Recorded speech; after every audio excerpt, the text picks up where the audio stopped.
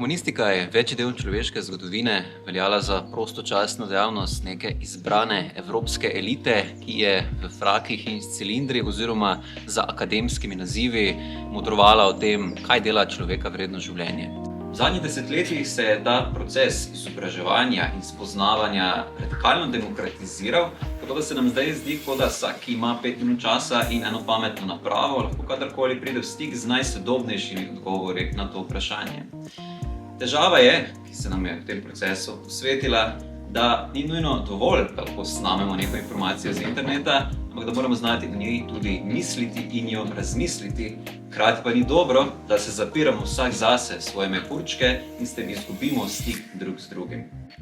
Festival humanistike Odprti horizonti je zato zelo pomemben doprinos, ker po eni strani vztraja v tem plemenitem poslanstvu, da se mišljenje še naprej demokratizira, po drugi strani pa neguje oziroma odpira javni prostor, del katerega lahko postane vsak, ki ima 5 minut časa oziroma še kakšno uro ali več, in drug z drugim v skupnem prostoru razmisli o teh ključnih vprašanjih, ki nas v sredi krize evropskih vrednot tarejo.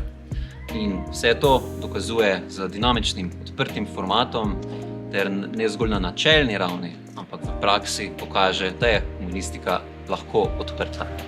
Lepo vabljeni, da se nam pridružite pri tem pogovoru.